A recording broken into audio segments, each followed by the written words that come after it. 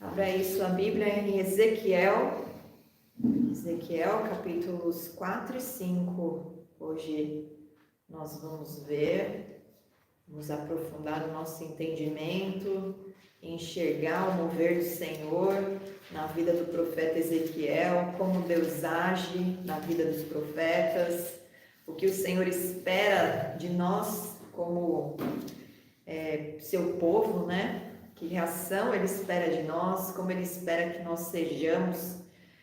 E o capítulo 4, ele traz uma ordem do Senhor, aqui já é a missão, né? Não somente a missão dele como um atalaia, mas aqui o Senhor já vai começar a falar com Ezequiel, colocando ele para agir. E os pedidos que o Senhor faz para um profeta, eles são pedidos um pouco inusitados, né? Na semana passada eu já abordei um pouco a respeito disso, porque naquele tempo não existiam filmes, né? Não existiam representações visuais para que a comunicação com o povo fosse clara. A própria vida do profeta ela era usada para isso. Então o Senhor, ele pedia coisas inusitadas aos profetas e por meio dessas ações ele trazia a profecia, ele trazia a palavra do Senhor. Aqui então o Senhor pede para Ezequiel fazer um cerco simbólico, uma representação do que ia acontecer com Jerusalém. O que ele ia fazer com a cidade, usando um povo estrangeiro como a sua vara.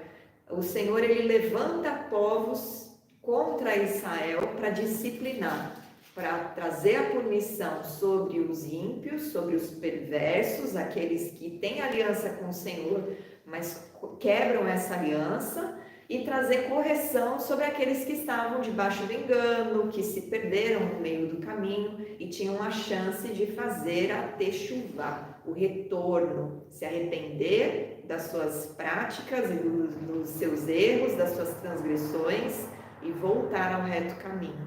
Só que essa representação que Ezequiel vai fazer, e nós vamos ler, ela revela na verdade já o juízo do Senhor, um juízo severo. E em cada elemento que o Senhor pede para Ezequiel ali apresentar esse cerco diante dos exilados, o Senhor ele está falando através de Ezequiel e anunciando o que ele vai fazer, o juízo que ele vai trazer sobre o seu povo.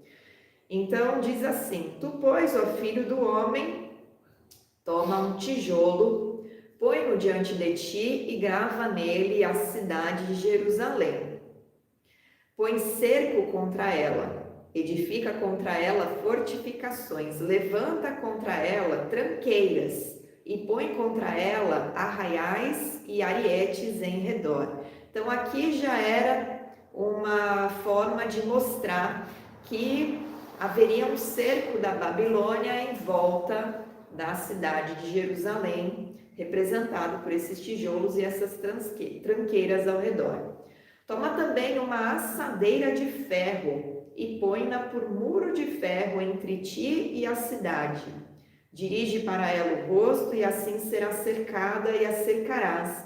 Isto servirá de sinal para a casa de Israel. Essa assadeira de ferro, ela não está à toa, ela mostra uma ruptura de Deus com o povo por meio desse cerco que ele ia permitir. Então a proteção do Senhor já não estaria mais sobre Israel, ele tiraria a sua mão protetora e permitiria a matança, né, a mortandade, a investida do exército babilônico com mais força, porque havia ainda uma esperança no coração dos exilados de que o Senhor interviria na situação, porque eles ouviam dos profetas que haveria paz, que imagina que Jerusalém vai ser destruída, Jerusalém é a cidade amada do Senhor, existe um salmo que fala isso, né? Mas o povo estava completamente fora da aliança do Senhor, praticando idolatria, praticando, quebrando, na verdade, né? Todas as leis do Senhor, elas eram quebradas. Eles não respeitavam nem as leis civis que Deus tinha estabelecido por meio da Torá, muito menos as leis espirituais que diziam respeito aos ritos, a toda a observância da Torá. Eles estavam quebrando os mandamentos, os comandos que o Senhor entregou, todos os estatutos e ordenanças. E aí ele continua: deita-te também sobre o teu lado esquerdo e põe a iniquidade da casa de Israel sobre ele. Conforme o número dos dias que te deitares sobre ele, levará sobre ti a iniquidade dela. E aí ele pede então para que, no versículo 5 você vai ver isso, Ezequiel fique 390 dias deitado do lado esquerdo, representando cada dia um ano. E isso excede, na verdade, o tempo que Israel existiu. Aqui nós estamos falando do Reino Norte. Nessa situação aqui, sobre as iniquidades de Israel, o Senhor está se referindo às 10 tribos do Reino Norte, que já tinham sido, inclusive, assoladas pela Síria nesse tempo. E o Senhor fala: deita-te do lado esquerdo, 390 dias, representando 390 anos. Isso não é um número de tempo cronológico, na verdade, porque o Reino Norte durou muito menos do que 390 anos. Só que tem a ver com a quantidade de iniquidade que esse povo tinha cometido diante dos olhos do Senhor. E aí depois o Senhor fala, no versículo 6, quando tiveres cumprido estes dias, deitar-te-ás sobre o teu lado direito e levarás sobre ti a iniquidade da casa de Judá. 40 dias te dei, cada dia por um ano. Então, representando 40 anos de iniquidade de Judá, que estaria sendo agora, então, estaria agora recebendo o juízo do Senhor com o Império Babilônico. Agora perceba uma coisa que passa meio batido aqui, as pessoas prestam atenção na representação do tijolo, o cerco, as iniquidades, mas elas não percebem uma coisa: quem está fazendo isso é o profeta. O profeta vai ficar deitado 390 dias de um lado, depois 40 dias do outro, e ele não só vai ficar deitado, como ele vai ficar amarrado. Lá no versículo 8 está escrito: eis que te prenderei com cordas, assim não te voltarás de um lado para outro, até que cumpras os dias do teu cerco. A vida do profeta, ela era uma representação. O profeta sofria na carne para representar. E muita gente quer ser profeta por aí, né? E acha que ser profeta é ficar passando o CPF da pessoa, dando palavra de revelação. Agora, a vida do profeta do Senhor, ela é usada para representar aquilo que ele vai fazer. O profeta, ele tem visões extraordinárias, como nós vimos a visão da carruagem, mas o profeta, ele sofre na carne. E o profeta, ele obedece, né? E aqui o estar preso é uma representação de que ele não estava fazendo nada de vontade própria. Ele estava fazendo segundo aquilo que Deus ordenava, porque o profeta, ele não faz nada sem que o Senhor ordene. E Jesus, ele falou muito sobre isso, porque ele foi um profeta na terra. Além de ser filho de Deus, o Messias, o Cordeiro de Deus, o sumo sacerdote que conduz os homens diante do Senhor, rasgando o véu para que nós possamos entrar no Santo dos Santos. Jesus, ele foi profeta e ele falava: eu só faço aquilo que meu pai manda. E como profeta ele também sofreu, né? E ele foi um profeta semelhante a Moisés, trazendo a lei, ensinando a lei, ensinando como viver os mandamentos do Senhor, realizando prodígios e maravilhas, libertando o povo do pecado. No caso, né, dele, a palavra que estava sobre ele era uma palavra messiânica de restauração da casa de Israel e de Judá, para voltar à presença do Senhor e ser luz para os gentios, e ele tira a natureza pecaminosa do ser humano que crê nele. Mas ele fazia aquilo que o Pai mandava, e ele também sofreu na sua carne né, para viver e cumprir os propósitos do Senhor, que não só trazem juízo, mas também trazem graça e misericórdia sobre aquele que crê. Ele vai trazer juízo sobre aquele que rejeita, como o povo aqui rejeitou a aliança com o Senhor. E existe uma literatura judaica que explica que o sofrimento do profeta em público é para despertar compaixão. Então, ele era reconhecido como um profeta, ele anunciava as visões que ele viu, o povo cria, e ele trazia na sua vida a representação daquilo que o Senhor estava fazendo. E aquilo chocava, né? Porque eram coisas que geravam burburinho, geravam comentários, eles falavam com reis, eles falavam com sacerdotes, eles não eram só profetas que ficavam falando com o povo, eles iam diante das lideranças de Israel. Um exemplo claro é Jeremias com o jugo de ferro sobre o pescoço dele, né? Ele andou com aquele jugo pelas cidades de Israel. Aquilo chamou a atenção, aquilo gerou um escândalo, aquilo pode ter provocado compaixão, e ele estava anunciando sobre esse tempo de escravidão, de exílio. E aqui Ezequiel, então, deitado de um lado, representando a quantidade de iniquidade que Israel cometeu, e deitado do outro lado, representando Judá. E aí, não só isso, mas ele começa também a trazer as consequências que viriam sobre o povo, não somente aquele sítio, né, da Babilônia em volta da cidade, mas também a pobreza, a escassez de alimento que viria sobre eles, sobre Jerusalém, no caso. Toma trigo, no versículo 9, e cevada, favas e lentilhas. Esses cereais, eles representam pobreza e escassez. Não foi à toa que esses elementos foram colocados aqui. Trigo, cevada, favas e lentilhas. Geralmente era o alimento do pobre.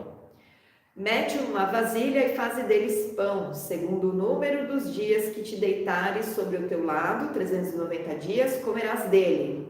A tua comida será por peso, 20 ciclos por dia, de tempo em tempo a comerás. E também beberás água por medida, a sexta parte de um hin, de tempo em tempo beberás. Então, era uma quantidade pequena, diária, que ele tinha que comer, e isso representando o que ia vir, a assolação que ia vir sobre aqueles que estavam tão confortáveis nos seus pecados.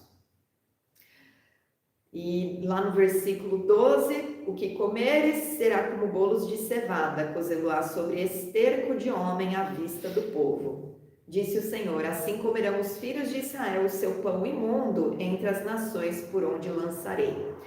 O esterco do homem, ele representava a impureza, o estado de impureza e os alimentos impuros, confrontando com aquela lei de alimentos puros e impuros que o Senhor tinha estabelecido para Israel se santificar até na sua alimentação. Então havia uma lista de alimentos apropriados para serem comidos e alimentos inapropriados, e Israel cumpria com essa, ou em partes, né, porque muitos quebraram essa lei também, mas eles tinham fartura, né, e eles escolhiam o que comer. Agora na Babilônia, eles vão comer um alimento imundo, impuro diante do Senhor. O alimento da Babilônia, ele não era somente impuro por não ser kasher, né, apropriado de acordo com a lei que o Senhor estabeleceu por meio de Moisés, mas também era um alimento impuro espiritualmente, porque toda a comida que era produzida geralmente estava associada a um deus nos países, nas nações pagãs. Então, ele comenta sobre esse novo tempo, né, que viria sobre os judeus, mas Ezequiel, ele tenta intervir, sobre esse pedido do Senhor. E aí no 14 ele fala, Senhor Deus, eis que a minha alma não foi contaminada, pois desde a minha mocidade até agora eu nunca comi animal morto de si mesmo, nem dilacerado por feras, nem carne abominável entrou na minha boca. Lembre-se, Ezequiel era filho de sacerdote. E como um filho de sacerdote, ele foi instruído, ele foi ensinado desde pequeno, porque ele ia herdar esse serviço, esse ministério no templo. E ele foi ensinado a guardar os mandamentos para ele estar santificado e poder cumprir o seu ministério diante do Senhor. Ele temia o Senhor. E quando Deus manda ele comer e fazer a comida sobre o esterco humano, não só isso é nojento, né? Mas como isso para ele significava uma quebra de lei, tiraria a santificação dele. E aí o Senhor então fala, eu dei-te esterco de vacas em lugar de esterco humano, sobre ele prepararás o pão. Aqui a gente tem um princípio e uma reação do Senhor, embora ele não vá tirar o juízo, algumas coisas ele ameniza. Então, para preservar, né, ele mostra a misericórdia dele sobre a vida de Ezequiel, para preservar a santidade de Ezequiel, ele fala, então tudo bem, você troca o esterco humano por um esterco de vaca, mas o meu juízo vai vir, né? E aí ele continua no versículo 16, disse-me ainda, filho do homem, eis que eu tirarei o sustento de pão em Jerusalém, comerão o pão por peso e com ansiedade beberão a água por medida e com espanto. Porque lhes faltará o pão e a água, e espantar-se-ão uns com os outros, e se consumirão nas suas iniquidades. Então, tudo isso que acontecer, de escassez de alimento, de perder a liberdade, porque uma nação pagã viria dominar a terra de Jerusalém, era culpa da iniquidade deles. E aí o Senhor continua trazendo representações por meio de Ezequiel. Tu, ó filho do homem, toma uma espada afiada como navalha de barbeiro, a tomarás e a farás passar pela tua cabeça e pela tua barba. A representação aqui é o quê? A espada afiada é o juízo do Senhor, o juízo severo do Senhor vindo sobre Israel, porque o Senhor, ele começa a consertar primeiro a sua casa. Ele nunca vai trazer juízo para fora antes de consertar a sua congregação, a sua igreja, o seu povo. E aqui ele vai então passar essa espada afiada, e nós sabemos, né, quando lemos lá em Apocalipse, Jesus é aquele que tem uma língua como uma espada afiada de 2 gumes. Porque sobre a boca de Jesus o Senhor colocou toda a palavra, ele é a palavra. E que palavra é essa? Que verbo é esse? Ele é a própria lei do Senhor, né, manifesta em carne. E ele tem autoridade para trazer juízo sobre a terra, porque ele recebeu essa autoridade do Pai. Ele entregou a vida dele, Deus o devolveu a vida, e ainda o exaltou com nome acima de todo nome, colocou-o assentado à sua direita em lugares celestiais, como está em Efésios 2, e o fez Senhor de todas as coisas. Ele governa céus, terra e debaixo dela, tudo está debaixo dos seus pés. E no dia do Senhor, o dia aceitável do Senhor que nós anunciamos com esperança, o mundo teme esse dia. A gente vê cada vez mais as pessoas comentando sobre o livro de Apocalipse ou o final dos tempos com medo, mas para nós é esperança, porque é a justiça vindo sobre a terra, eliminando a iniquidade, eliminando a injustiça, eliminando a opressão, eliminando a morte, eliminando a violência, eliminando a enfermidade e restaurando todas as coisas como o Senhor fez desde o princípio. Então, essa espada que é representada pela navalha passando sobre a cabeça e a barba de Ezequiel, é o juízo do Senhor. Mas quem é a cabeça e a barba? Porque a cabeça e a barba, elas representam o povo. Elas representam o povo da cidade de Jerusalém. Olha só o que o Senhor ordena que ele faça com essas porções de cabelo e de barba dele. Uma terça parte queimarás no meio da cidade, quando se cumprirem os dias do cerco. Uma coisa que antes da gente continuar precisa ser dita, porque mais uma vez a gente está vendo a vida do profeta sendo usado, e o profeta, assim, completamente se humilhando, porque raspar a cabeça e a barba era sinal de humilhação. De dentro do povo de Israel, isso era sinal de humilhação.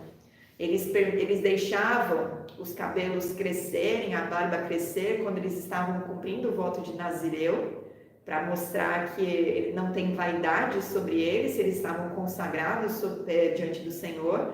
Mas no cumprimento do voto, quando era levada a consagração, o cabelo e a barba eram cortados. E aí eles entregavam o voto desse jeito, mostrando que eles estão ali diante do Senhor, mesmo com aquele voto sendo cumprido, o Senhor trazendo, às vezes era um voto para pedir socorro, né?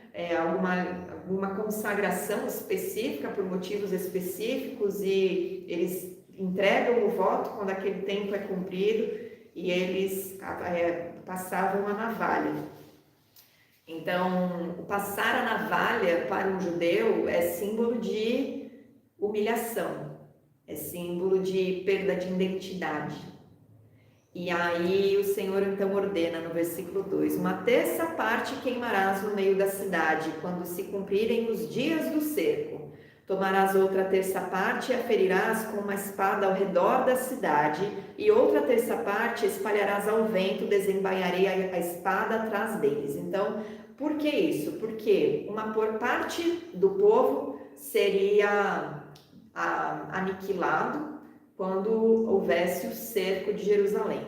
A outra parte que ia estar na guerra, que está com a espada, lutando em favor de Jerusalém, morreria em campo de batalha.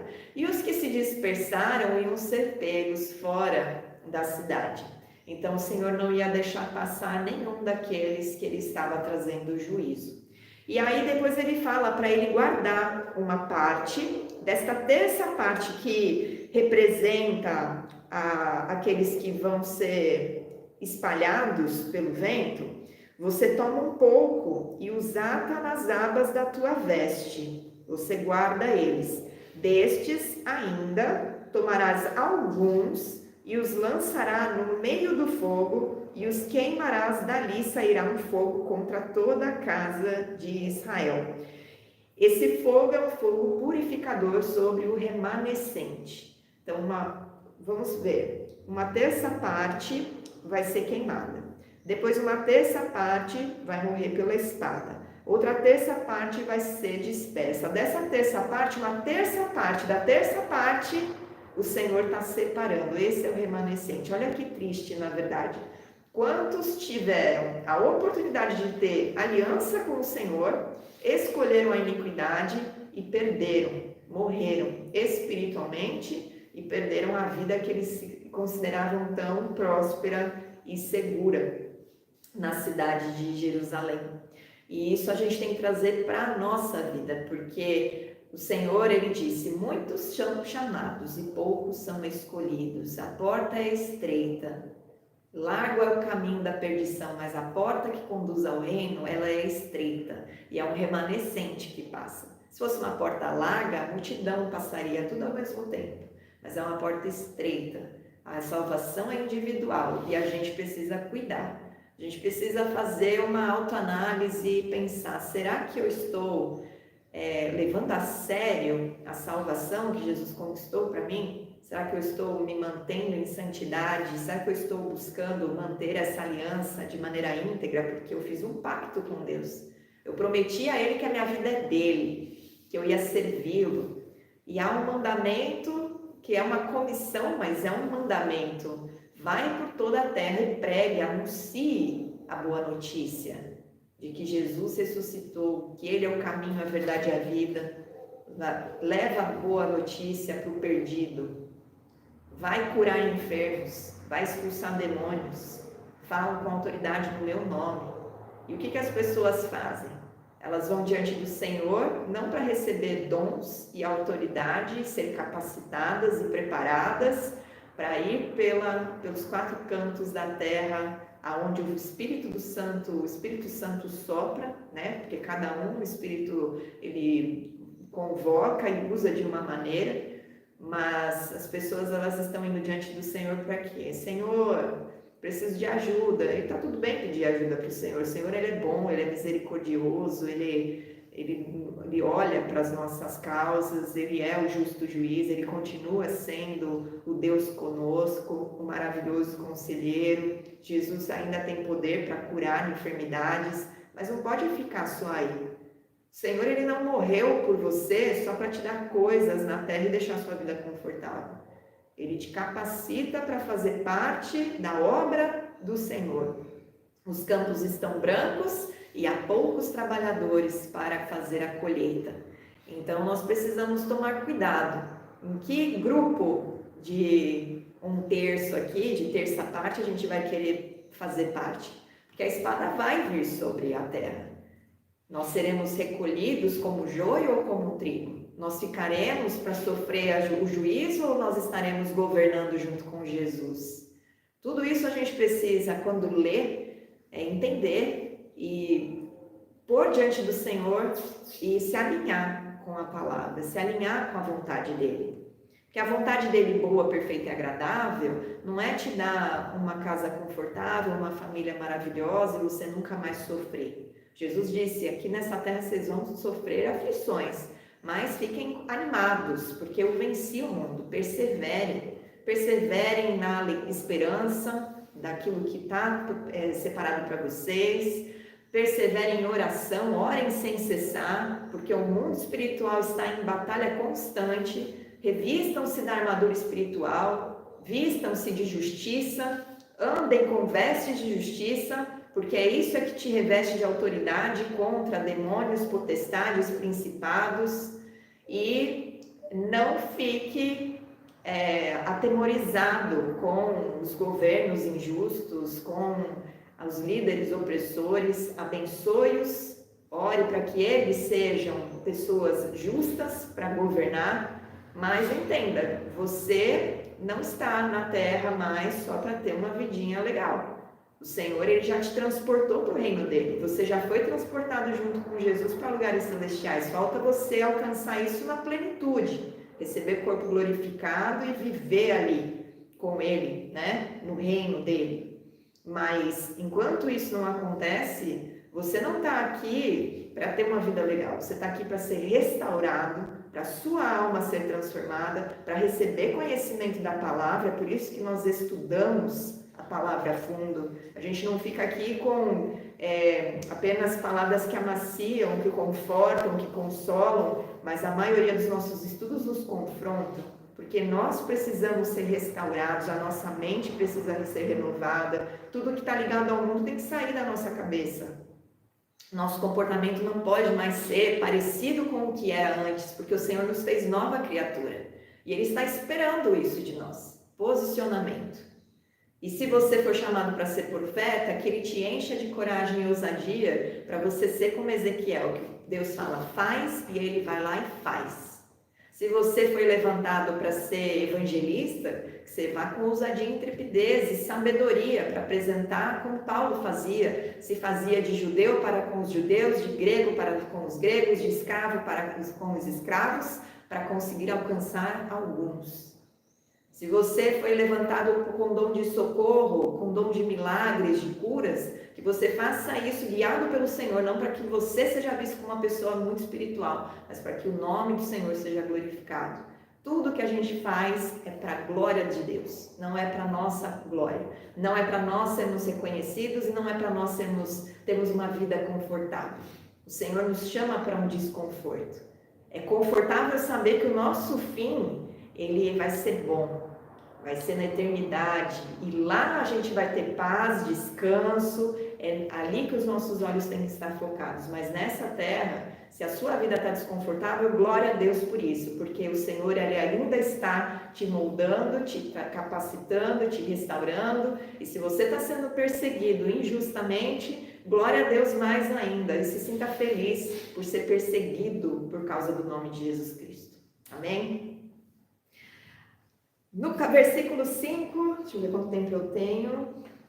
Diz assim: assim diz o Senhor Deus, esta é Jerusalém, pula no meio das nações e terras que estão ao redor dela. Jerusalém foi colocada pelo Senhor para resplandecer a sua glória.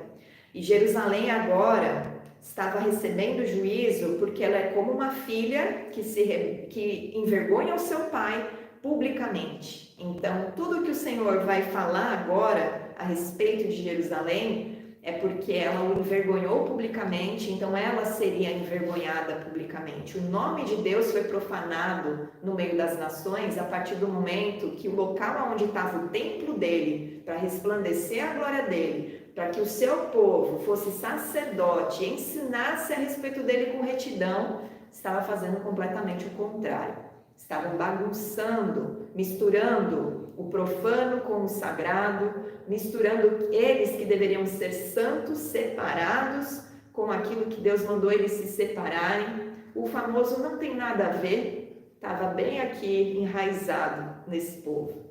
E olha só o que o Senhor diz no versículo 6. Jerusalém, porém, se rebelou contra os meus juízos, praticando mal, mais do que as nações. Por quê? Porque Jerusalém conhecia a lei. As nações não conhecem. As nações não sabem o que é pecado e o que não é. Foi dado esse discernimento para o povo de Israel. E o povo de Israel foi incumbido a se santificar para revelar que existe um Criador de todas as nações. Ele é o Criador, Ele é o verdadeiro Deus. As nações, elas tinham vários deuses, e deuses para cada elemento da natureza, para cada planeta. Elas tinham as suas divindades criadas por mãos humanas, seus ídolos, seus postes ídolos. E Israel era para ensinar as nações: não, gente, está tudo errado aí, bagunçaram tudo, presta atenção aqui no nosso Deus, porque o nosso Deus, ele quer ser Deus de vocês também. Só que Israel se rebelando foi misturar as coisas. Então trouxe postes ídolos sobre os montes e outeiros. Nos bosques eles faziam oferendas e colocavam debaixo das árvores. Misturaram, trouxeram festas pagãs e misturaram com aquilo que era santo do Senhor. Mudaram datas, inclusive, que foi o que aconteceu em Israel. Construíram um outro templo com outros deuses, datas diferentes para ficar parecido com a Páscoa.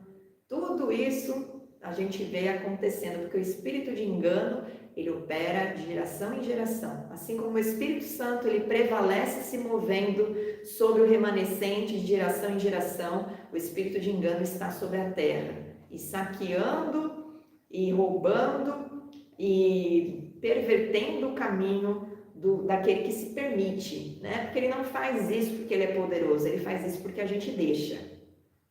Porque o livre-arbítrio está na nossa mão. A gente obedece ou desobedece se a gente quer. Então, a responsabilidade de refutar o engano ou aceitá-lo, ela é toda nossa.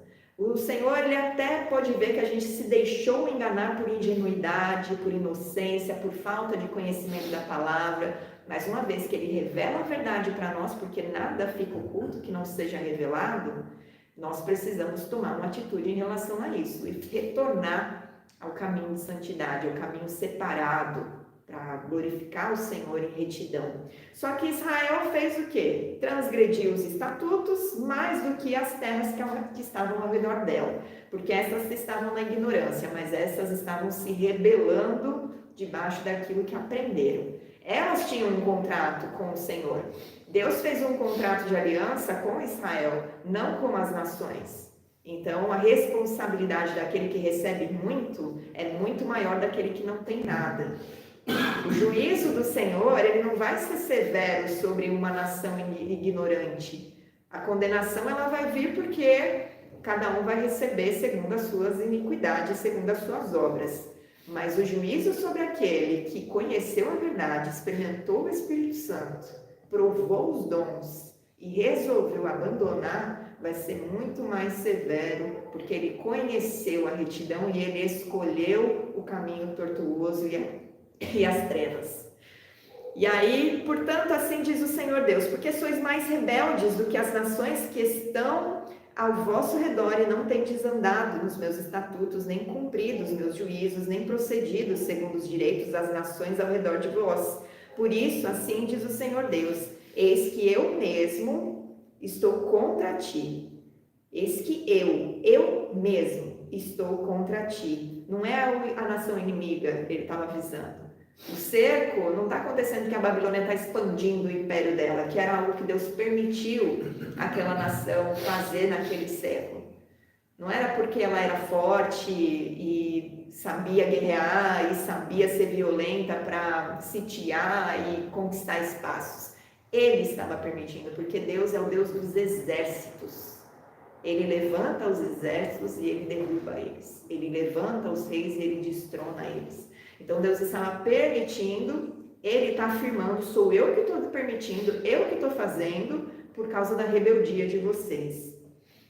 E executarei juízos no meio de ti, à vista das nações. Farei contigo o que nunca fiz e o que jamais farei, por causa de todas as tuas abominações. E aí ele dá um pré-anúncio aqui de que a fome ia ser tão grande que os pais iriam comer os seus filhos, ou seja, um nível de canibalismo, né, além uma coisa assim, para a gente foge, mas vocês têm que imaginar qual que foi a situação que eles chegaram a ponto de estar com tanta fome que o filho se torna um prato de comida para eles. Em situação extrema, o ser humano ele decide isso. Tem até um filme, né, que fala de um caso de um avião que caiu e aí os passageiros que sobreviveram iam comendo da carne humana para conseguir sobreviver até chegar, porque é uma situação extrema. Então, em situações extremas, o nosso lado animalesco, ele se destaca. Esse povo estava afastado do Senhor já, com a inclinação do mal lá no topo. E aí a escassez, a fome, ia conduzi-los a situações extremas. E o livro de Flávio Joséfo e a literatura talmúdica, ela afirma que por um tempo isso aconteceu de fato. Não foi totalmente, mas de fato isso aconteceu. E executarei em ti juízos e tudo que restar de ti espalharei a todos os ventos. Portanto, no versículo 11, tão certo como eu vivo, diz o Senhor Deus, pois que profanaste o meu santuário, então esse é o motivo, com todas as tuas coisas detestáveis e com todas as tuas abominações. E o que eram essas coisas detestáveis e abominações? Era a opinião de Deus em relação a uma conduta? Não, já era a lei que ele falou, não faça porque isso aos meus olhos é abominável, traz confusão, traz caos, vai corromper. Eu não quero vocês separados para vocês experimentarem a minha glória, vocês serem prósperos, escolham a vida. O foco da lei do Senhor é promover vida, mas eles escolheram a morte e a consequência da morte estava aqui relatada. Eu retirarei sem piedade os olhos de ti e não te pouparei. E por que ele está removendo os olhos dele? Porque o povo não olhou para o Senhor quando o Senhor alertou. O Senhor enviou muitos profetas. O Senhor avisou por muitos anos. Eles não olharam para o Senhor. Eles viraram o rosto para continuar fazendo as suas obras de iniquidade. E lembra de Jeremias que saiu com o povo e o povo falou, não, a gente não vai ouvir o que você tem para dizer. Era assim que o povo fazia, eles viravam o rosto. Então aqui o Senhor está falando, vocês viraram tanto o rosto para mim que vocês conseguiram, agora sou eu que estou virando o rosto. Agora, nosso Deus, ele é misericordioso e cheio de graça. Para ele chegar no ponto de falar, eu estou virando o rosto, qual foi o nível de rebeldia que esse povo conseguiu alcançar diante do Senhor? Agora, às vezes a gente pode se colocar, né, de um lado mais alto, num lugar mais alto, e se achar melhor do que Israel. Imagina que eu vou fazer isso com o Senhor. Só que praticar abominação não é só idolatria, não é só roubo, não é só adultério. Tem muita coisa que é transgressão diante do Senhor, e a gente leu semana passada.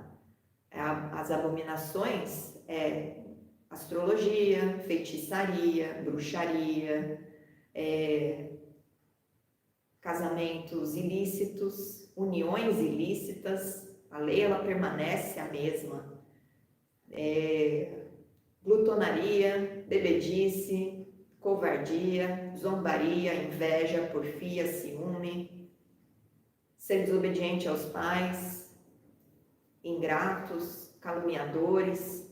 Então a gente tem que se observar, pedir para o Senhor: Senhor, a minha boca tem edificado, a minha boca tem profanado. As pessoas, quando me veem, elas louvam a Ti, elas reconhecem a Tua paz e reconhecem um bom conselho vindo da Tua palavra, ou eu estou igual a todo mundo, eu pareço todo mundo, eu no meio do povo sou mais um, eu estou fazendo diferença onde eu estou ou não, eu te agrado ou não, porque assim como Ele separou Israel para ser sua filha, e Jerusalém, né, para ser a sua cidade amada, Ele nos chama para sermos filhos, propriedade exclusiva, sacerdócio real, a menina dos seus olhos. Então, como nós estamos levando todas essas dádivas e privilégios diante do Senhor? No versículo 13, depois dele avisar que uma parte da cidade morreria de peste e seria consumida de fome, outra cairia a espada e outra seria espalhada a todos os ventos e desembanhada, assim se cumprirá a minha ira e satisfarei neles o meu furor e me consolarei. Saberão que eu sou o Senhor, falei no meu zelo. E esse zelo do Senhor, ele não é um ciúme doentio que o ser humano ele tem. O zelo do Senhor é a preservação daquilo que é santo, daquilo que é bom, daquilo que Ele faz. Quando cumprir neles o meu furor. Então, era uma justiça do Senhor, uma justiça para reestabelecer a retidão. Quando ele fala que o fogo vai passar sobre a casa de Israel, esse fogo viria sobre o remanescente para purificá-lo. Então, esse povo que seria levado ao cativeiro e que estaria disperso, estaria sendo tratado nesse momento ali de purificação, né? De punição.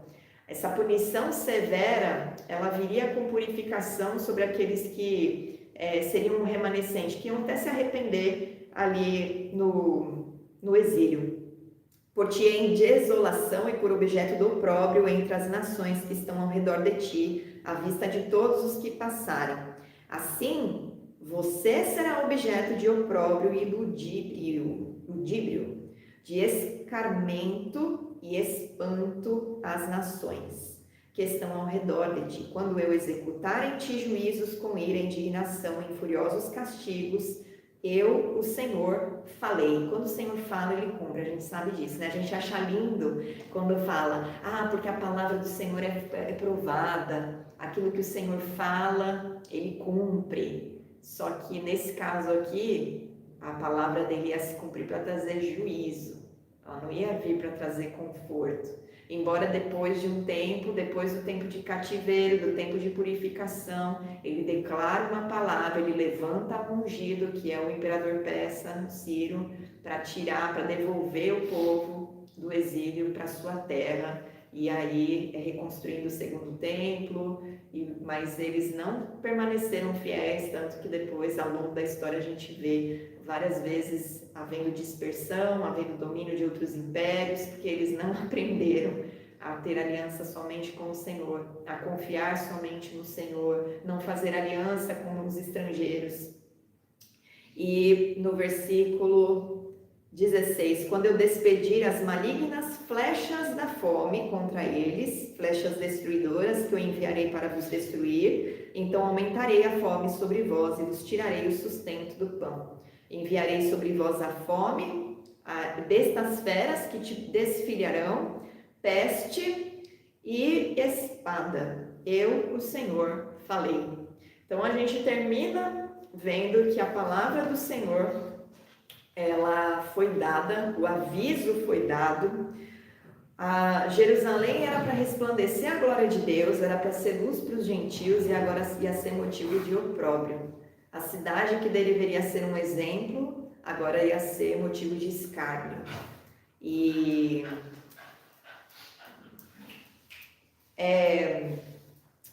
Também tem uma literatura judaica que diz o seguinte: o santo, bendito seja, é mais rigoroso com os justos do que os ímpios.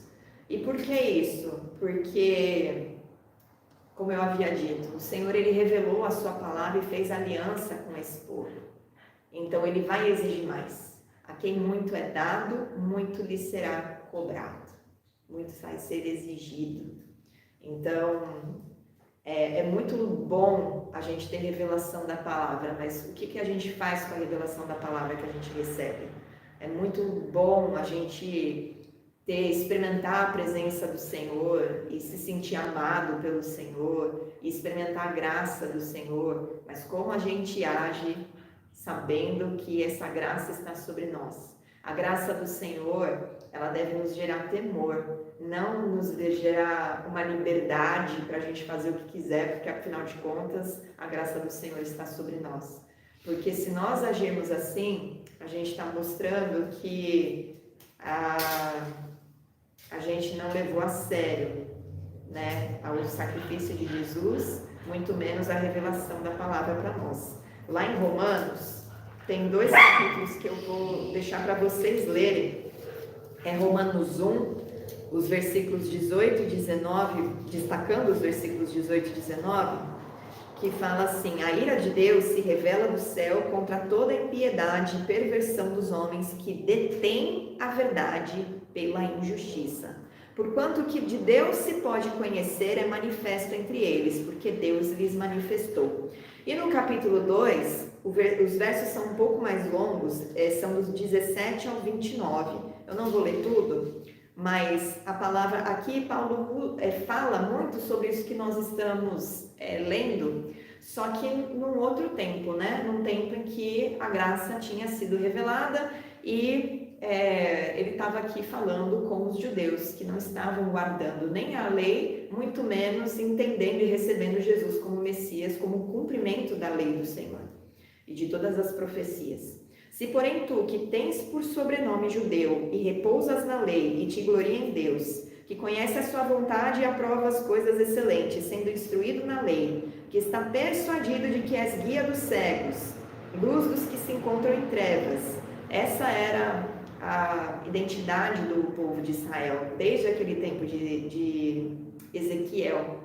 Eles eram para ser guias dos cegos, luz dos que se encontram em trevas. Só que eles não fizeram isso, né? Eram para ser instrutores de ignorantes, mestres de crianças, tendo na lei a forma da sabedoria e da verdade.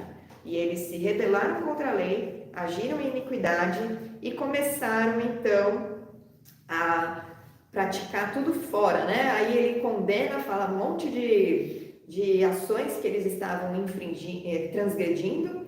E aí no 24, pois como está escrito, o nome de Deus é blasfemado entre os gentios por vossa causa. E aqui com Ezequiel isso também é afirmado, né? Eles iam ser agora opróbrio, não mais o nome do Senhor. O nome do Senhor não seria mais zombado, mas o povo seria. Porque o que eles ouviriam fora da sua terra? Ah, mas vocês não eram um povo próspero? O Deus de Israel de vocês não está aqui? Nosso Deus é maior. E a gente vê em algumas situações, em outros livros, como quando os filisteus pegaram a Arca da Aliança, eles exaltando Dagon, né, o Deus deles, dizendo que o Deus de Israel era fraco. Então, é uma deturpação da verdade, por quê? Porque o povo permitia, com as suas transgressões, o ataque do inimigo. E aí, lá no versículo 27 e 29 só. Se aquele que é incircunciso por natureza cumpre a lei, certamente ele te julgará a ti, que não obstante a letra e a circuncisão, é transgressor da lei. No versículo 29. Porém, judeu é aquele que o é interiormente, e circuncisão a que é do coração no espírito, não segundo a letra, e cujo louvor não procede dos homens, mas de Deus. Então, a obediência, ela está acima da identidade. Não adianta você se identificar como discípulo de Jesus se você faz que nem um judeu, que transgride a lei e que só porque tem ali, né, características, guarda Shabá, é circunciso, observa uma meia dúzia de leis ali que são visíveis aos homens, se considera melhor ou maior e mais santo. Né? Muitos discípulos de Jesus agem assim: toma ceia, vai na igreja de domingo, tem lá alguns costumes, fala o crentez, mas o coração diante do Senhor é como um sepulcro, né? E por fora está todo caiado, aparentemente está todo santificado, mas por dentro é podridão. Por quê? Porque a alma não está sendo restaurada, porque o coração não está circuncidado e porque vive uma vida hipócrita e muitas vezes uma vida que se confunde com a vida do mundo. Então, o Senhor, Ele continua o mesmo, Ele continua falando, Ele continua alertando. Nós estamos num tempo de graça, mas não é para a gente viver de qualquer maneira. É um tempo de graça em que a gente precisa trabalhar para Ele, porque Ele vai prestar conta do que a gente fez aqui. E que o Senhor te abençoe para você levar isso a sério, né? Para que todo esse estudo, ele te chacoalhe mesmo, para que você se alinhe com a vontade do Senhor. Isso não é para trazer peso nas nossas vidas, muito pelo contrário, isso é para nos alinhar. E a santificação ela é difícil quando a gente ainda está vivendo muito na nossa carne. Quando a gente começa a passar pelo processo de renovação na mente, a nossa essência vai mudando, a nossa maneira de pensar vai mudando, os nossos valores vão mudando, os nossos princípios vão mudando e cada vez é mais agradável e é mais prazeroso entregar tudo para o nosso Senhor. Amém? Que o Senhor abençoe muito a sua vida.